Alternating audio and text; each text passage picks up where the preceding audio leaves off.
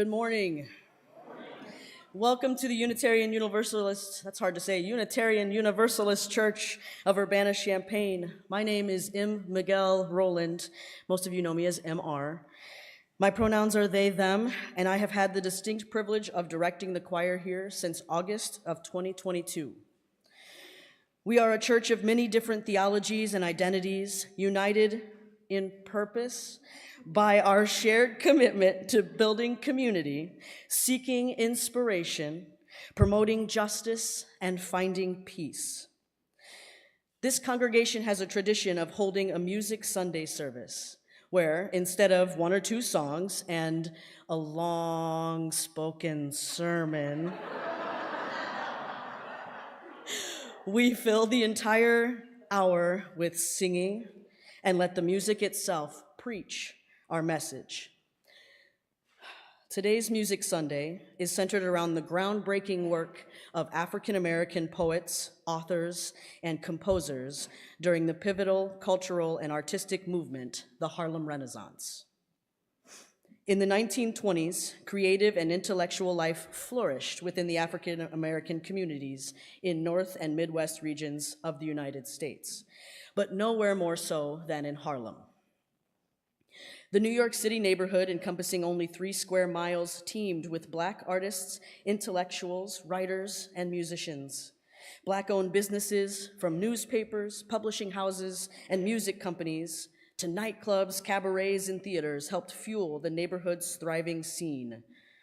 Some of the era's most important literary and artistic figures migrated to or passed through this Negro capital of the world, helping to define a period in which African American artists reclaimed their identity and racial pride in defiance of widespread prejudice and discrimination. Poetry from the Harlem Renaissance reflected a diversity of forms and subjects. Harlem Renaissance poets such as Langston Hughes, Claude McKay, and Georgia Douglas Johnson explored the beauty and pain of Black life and sought to define themselves and their community outside of the white stereotypes. Hughes and James Weldon Johnson brought specifically Black cultural creations into their work, infusing their poems with rhythms of ragtime, jazz, and blues. Poets from this era left an immeasurable impact on modern and contemporary poetry, inspiring the Black arts movement of the 1960s and 70s. Their impact continues as the majority of choral selections for today's service were written by living composers, including Cynthia Gray, Bruce W. Tippett, and African-American composers Rollo Dilworth and Rosephanie Powell. Whether this is your first Sunday with us or your 1000th, whether you're here in the sanctuary or listening from afar, or just across the hall in the fellowship hall, know that you are welcome here and that this service is here for you. It's also all ages Sunday, so there's a lot of fun instruments up here that we'll get to play with later. May you find something in this service that you need. And now I'll invite you to take a moment to turn in your seats or stand if you like and greet your neighbors. You might introduce yourself, wish each other good morning, shake hands, check the color-coded lanyard before you touch each other. Choir, you can make your way up front, and we'll take just a minute or two to greet each other, and I'll call you back with a ring of the chime.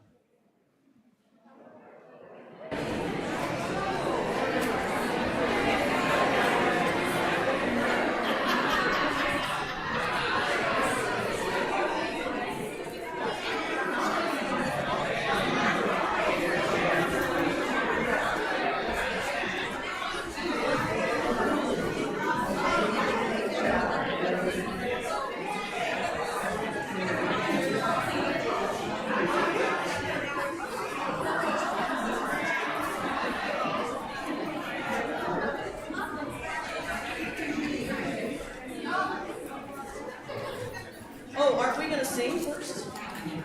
Oh, do the chalice. It's all right. Oh, take the chime. Chime. Chime. There it is. There, come back.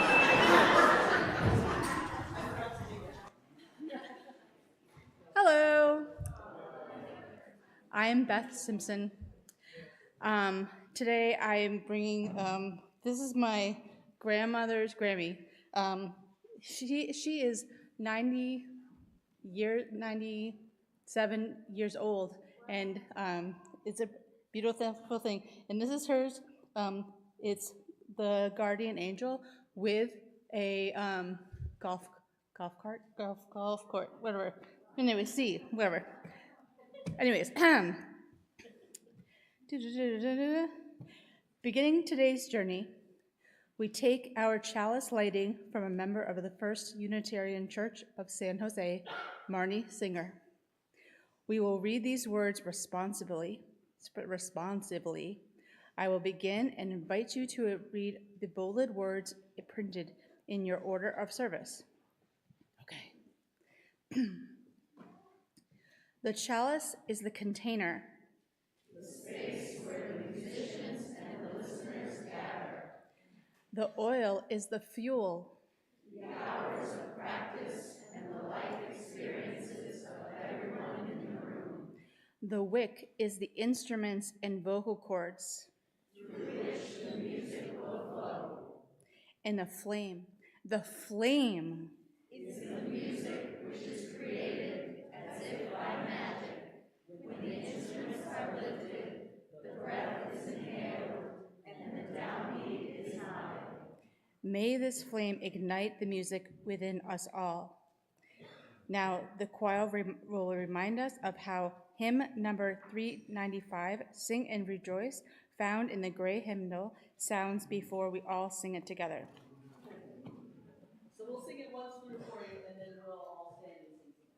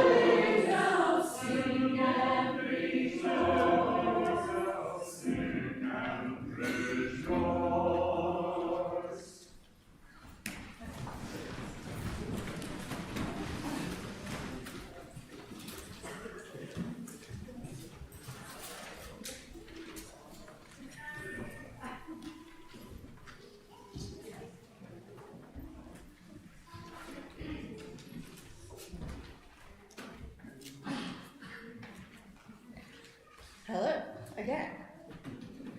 The first reading today is from poet, playwright, and journalist Georgia Douglas Johnson. Though she never lived in Harlem, as she was born and raised in Atlanta and Rome, Georgia, Johnson was a key figure in the literary and cultural movement of the Harlem Renaissance. This poem, The Dreams of the Dreamer, was published in her collection, The Heart of a Woman, in 1918. The dreams of the dreamer are life drops that pass the break in the heart to the soul's hourglass. The songs of the singer are tones that repeat the cry of the heart till it ceases to beat.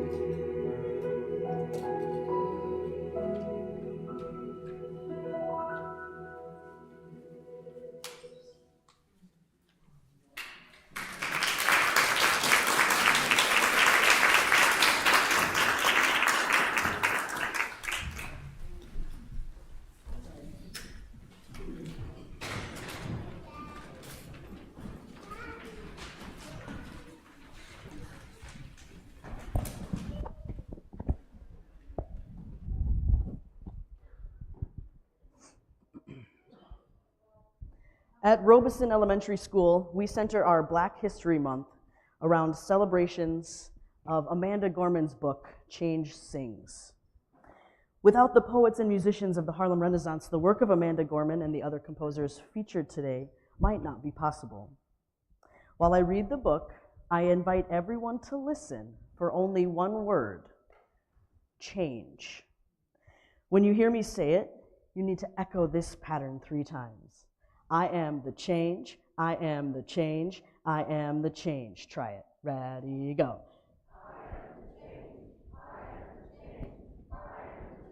Excellent. People of all ages are welcome to come to the front and grab an instrument. I only have about 30, so be nice. Come to the front. I have rhythm sticks, I have shakers, I have hand drums. There's even some tiny djembes up here. Come on up, grab something. You can grab it and come sit sort of in this area. That would be great. You should probably face me so you can hear the book, because you probably can't hear me from behind, right? You can. Come on up. Some grown-ups can join with instruments too.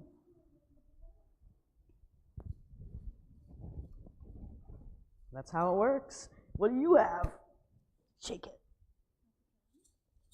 So let me pretend like I'm reading the book. And what word are you supposed to listen for? Change. And what do you say when I say it? I am the change, I am the change, I am the change. But if you have an instrument, now you have to shake it or hit it. I am the change, I am the change, I am the change. Make sense? So if you have one of my djembes, can you set it on the floor? Excellent. And we'll do like, I am the change, I am the change, I am the change. Got it? Okay, let's read this book. Let me find it. Where's my book? Look at my book. It's such a book. I can hear change humming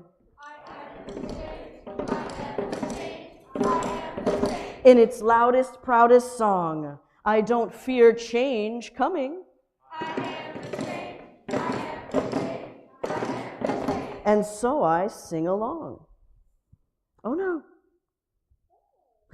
I scream with the skies of red and blue streamers. Oh, do you see that? These pages don't have all the pages. I dream of the cries of tried and true dreamers. We haven't heard it yet.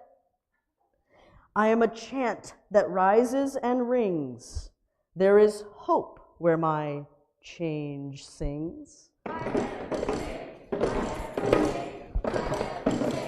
Nice. Though some don't understand it, those windmills of mysteries, I sing with all the planet and its hills of histories. Gotcha. I hum with 100 hearts, each of us lifting a hand. I use my strengths and my smarts, take a knee to make a stand. I'm bright as the light each day brings. There is love where my change sings. I allow others, or I show others tolerance, though it might take some courage. I don't make a taller fence, but fight to build a better bridge. I talk not only of distances, from where and how we came. You guys are doing such a great job waiting. It's so hard. I also walk our differences to show we are the same. I am a movement that roars and sings. There is a wave where my change sings.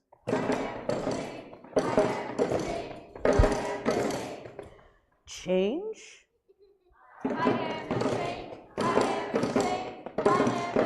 Sings where? There. I know, inside me. Because I am the change that I want to see. As I grow, it grows like seeds. I am just what the world needs. I'm the voice where freedom rings. You're the love your bright heart brings. We are the wave starting to spring, for we are the change. We are the change. We are the change. Oh, starting to spring. For we are the change we sing. We're what the world is becoming, and we know it won't be long. We all hear change. Strumming, won't you sing along? Amazing. Will you please make sure my instruments get right back there? Good for you.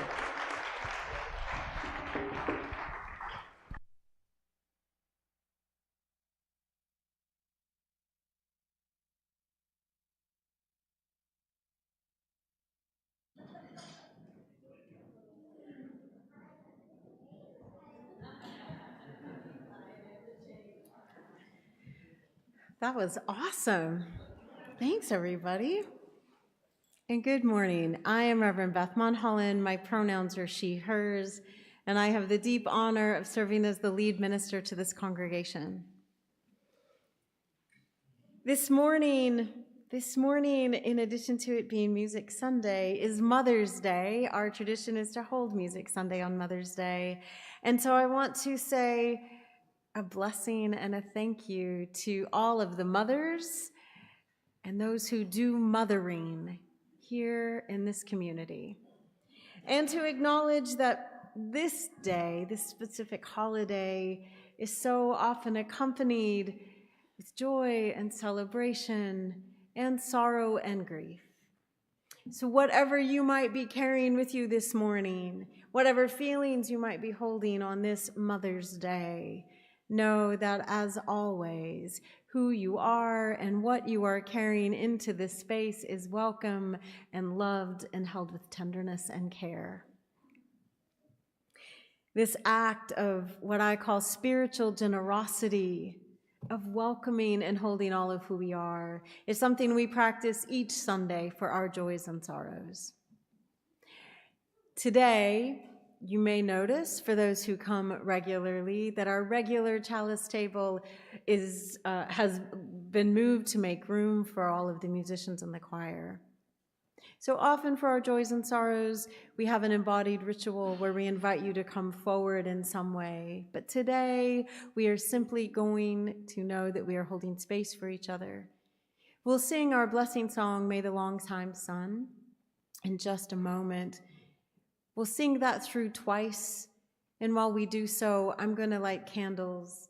The small chalice is here, one for all of our joys, one for all of our collective sorrows. And in that space, as we sing or as you listen to the music of our blessing song, you are invited, if you would like, to write a joy and sorrow that you would like shared. We won't be sharing aloud today, but we will, if there's something you want shared with the community, be sure to put that in our joys and sorrows in the e-news. And if there's something you really want shared aloud, just write on there, save it for next week. We're going to read them aloud next week. So are you all ready? By the way, for the written joys and sorrows, you can just drop those in the offering plate later when we're collecting the offering. In this moment, though, I invite you to breathe, to center yourself, to feel the energy in this room, the rooms wherever you might be joining us, and to remember you are never alone. You are always held in the love of this community. So let us sing.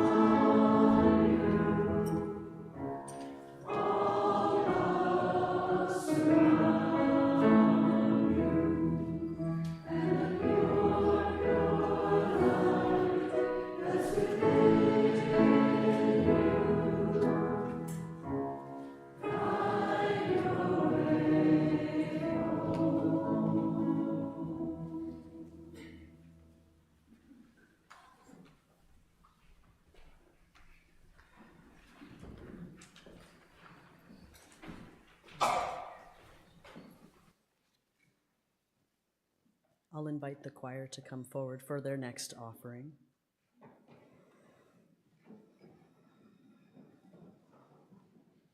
This next song is a song from a collection of Dr. Angelo's works found in Rainbow in the Cloud, The Life and Spirit of Maya Angelou, which explores themes of hope, themes of resilience, and the power of human connection. The song is a rhythmic, gospel-style piece which begins as if on an assembly line. Yesterday in rehearsal, I asked, has anybody worked in a factory before? And we do have a person that currently works in a factory. It's like, oh yeah, tell us about it. And we talked about the quietness of the beginning of the shift and then how it starts to get more and more chaotic as it goes. So this piece starts as if on an assembly line, then later transitioning to collaboration that hopefully brings about positive social change.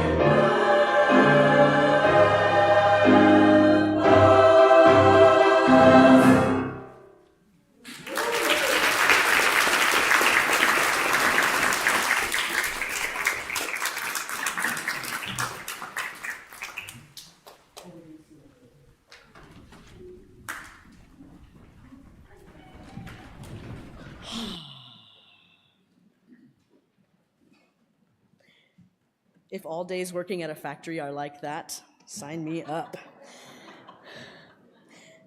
As the choir exits, we will prepare ourselves for a moment of musical introspection. I invite you to remain seated for the singing of hymn number 1053, How Could Anyone? We'll sing it twice. The first time we sing, listen to your voice. And then after that, we'll sing it together and sing it proudly to remind yourselves that you are deeply connected to all of those who sing here with you, next to you, together today. Hymn 1053 in the Teal hymnal, How Could Anyone?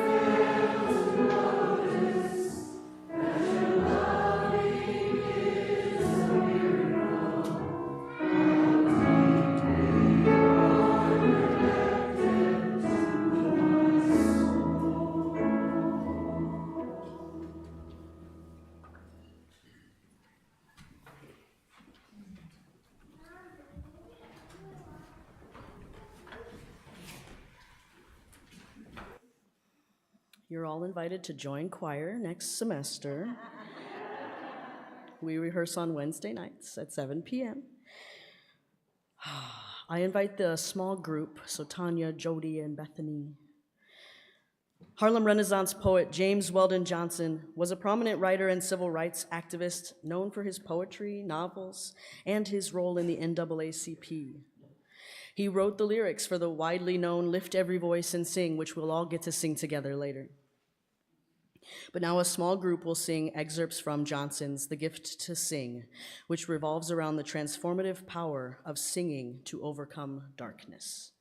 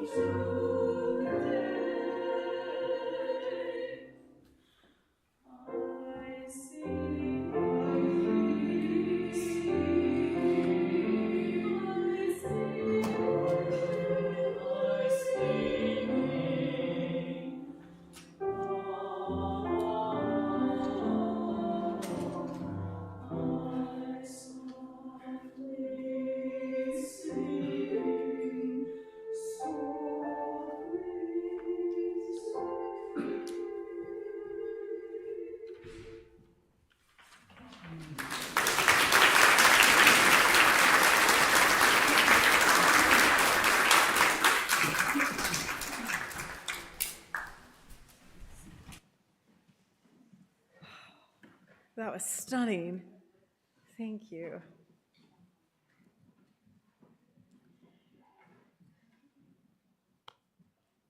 As many of you know, we have lots and lots of ways to be engaged in the life and the mission of this congregation, our faith development program, social action councils, congregational life, have lots of opportunities for you to take direct action, support one another, encourage our kids. There's always something to do.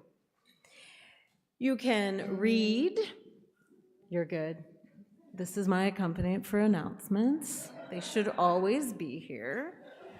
But please do subscribe and read our e-news. There's many, like I said, important things for you to know, but there's two really important things I want to tell you today.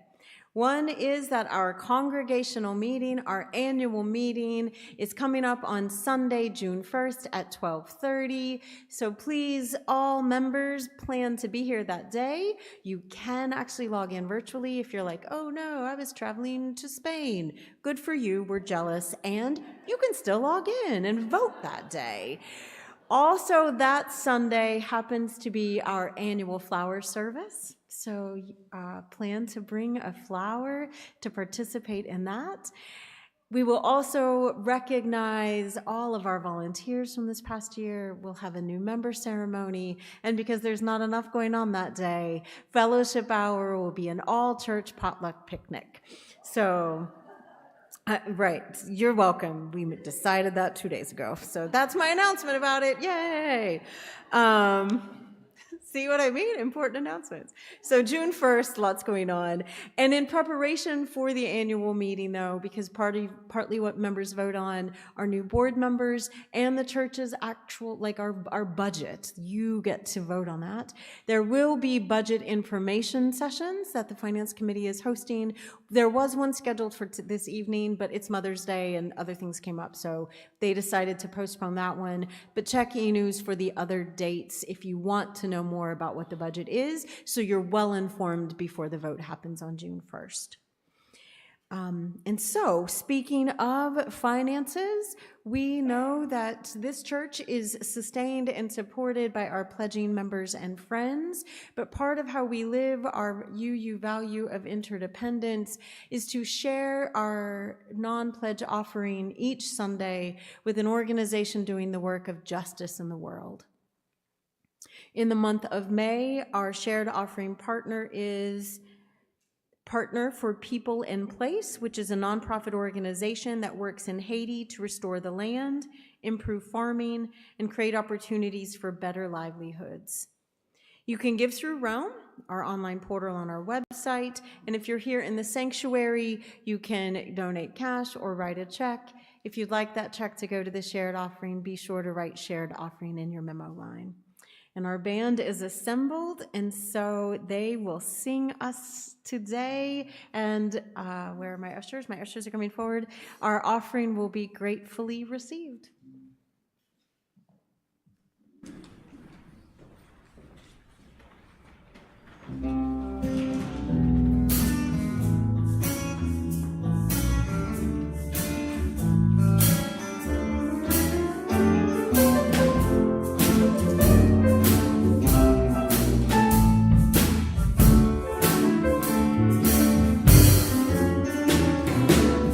One such life,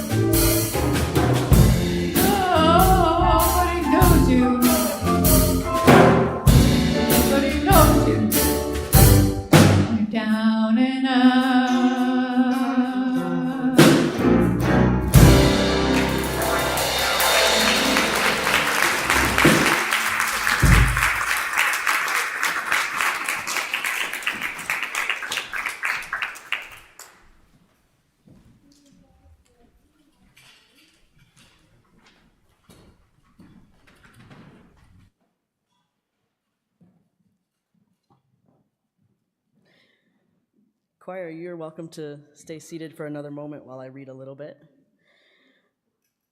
about Langston Hughes and Rosephine Powell. Langston Hughes was a central figure during the Harlem Renaissance, often referred to as the poet of the people. Hughes' work aimed to bring people together. At the University of Kansas, Sean Alexander is the director of the Langston Hughes Center there and associate professor of African and African American Studies, said, in his attempts to bring people together, he challenged the nation to live up to its ideals, as seen in two of his most famous poems, I Too Sing America and Montage of a Dream Deferred. There's so much more to say about Langston Hughes, but I will continue on with Dr. Powell instead. Dr. Rosephine Powell graduated with her PhD from Florida State University and her Master of Music from my alma mater, Westminster Choir College in Princeton, New Jersey. She now serves as the coordinator of voice studies at Auburn University, and she's commissioned yearly to compose for university choruses, professional ensembles, community and church choirs, as well as secondary choruses. This entire Music Sunday service was built around this one piece, and the planning for this actually goes back all the way to June of last year. After the flower service, I thought, what could we do for Music Sunday this coming year? And I posted something on Facebook, what do you like about the Harlem Renaissance? And Dr. Frank Gallo sent me this piece, To Sit and Dream.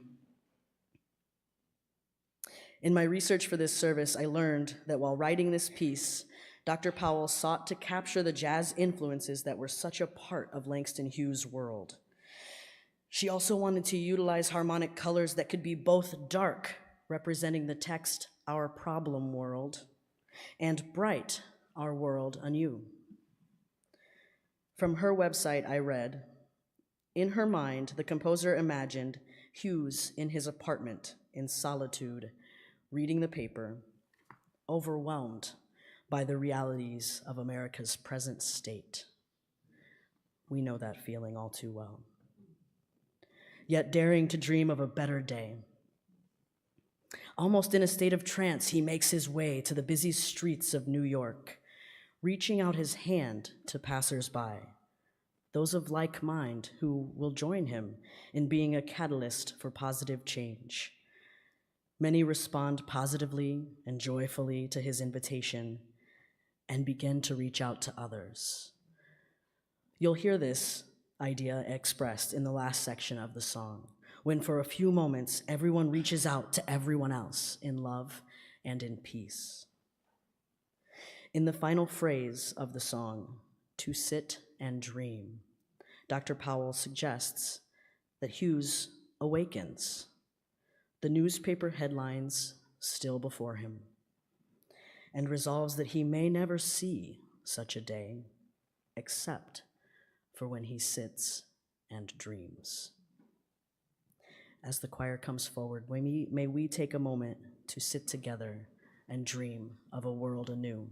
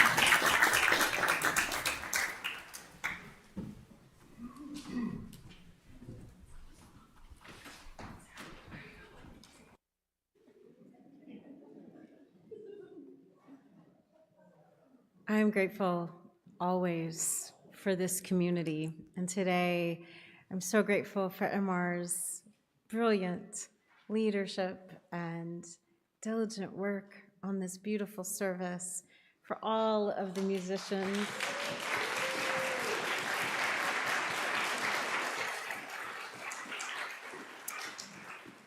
For all of the musicians, including the vocal ones, that's you all singers, that voice is an instrument, who contribute their talents day in, day out, week after week, to nurture our spirits in this community.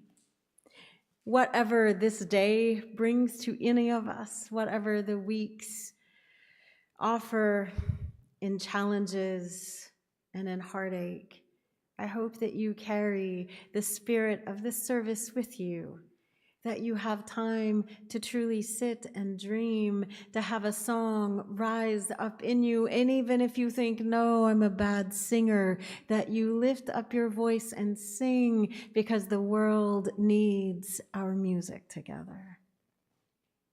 So with gratitude, with singing, I say thank you. And we will extinguish our chalice, if I can reach it. It might just keep burning. We might metaphorically extinguish our chalice. As we say our chalice lighting words, we extinguish this flame, but not the light of truth, the warmth of community, or the fire of commitment. These we carry in our hearts until we are together again.